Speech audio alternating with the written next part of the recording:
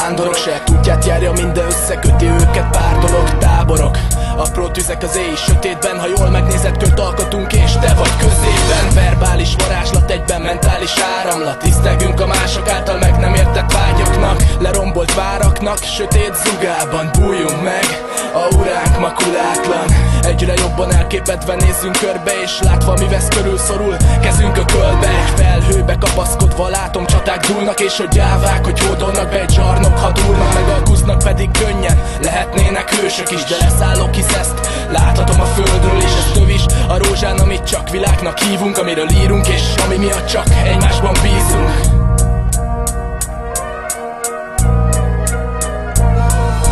Füstön felett ülök és csak kevergetem, készül a főzet, kasztunk egyelőre. Szervezetlen, de másképp lesz ez, mert lassan minden változik. Egy mágus nyitott szemmel él és nyitott szemmel álmodik. Én a füstön felett ülök és csak kevergetem, készül a főzet, kasztunk egyelőre. Szervezetlen, de másképp lesz ez, mert lassan minden változik. Egy mágus nyitott szemmel él és nyitott szemmel álmodik. Ha sötét is van, látunk, mert a mi utunk világít, lelkünk kristálygömbű.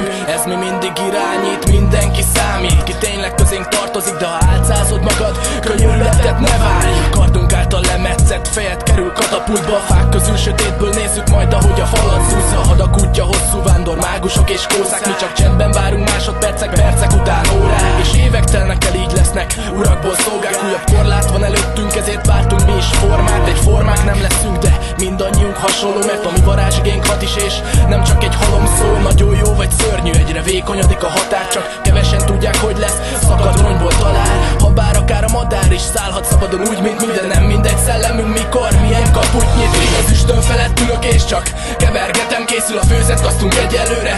Szervezetlen, de másképp lesz ez, mert lassan minden változik. Egy mágus nyitott szemmel él és nyitott szemmel álmodik. Én az üstön felett ülök és csak kevergetem, készül a főzet, kasztunk egyelőre. Szervezetlen, de másképp lesz ez, mert lassan minden változik. Egy mágus nyitott szemmel él és nyitott szemmel álmodik. És félsz az ismeretlentől, mint a legtöbb ember. Azt hiszed, én is félek, ezért járok leszegett fejjel, de ki kell ábrándítsalak, nem magyarázom el, hisz én sem értelek téged, ezért tőled sem várom el. De látnod kell, hogy a te lelked csak életlen gyenge, míg az enyém egy forró tűzben edzett spanyol penge. Egy erbetűvel díszítve, mely kékben ragyog, mikor ellenség közelít, úgy érzem, óriás vagyok. Egy alattomos gnómokkal teli sötét világban, ahol az hordja a fákját, aki csalódott a királyban. Szilárdan képviselem a magamfajták elveit, százfele szórom szét halott ellenségem szerveit, hogy lássa mindenki, kikkel állnak szemben, hogy ne keressen senki, és ne szegüljön ellen, csak álljon félre és hagyjon minket békén. Mindenki ítélkezzen a saját törvény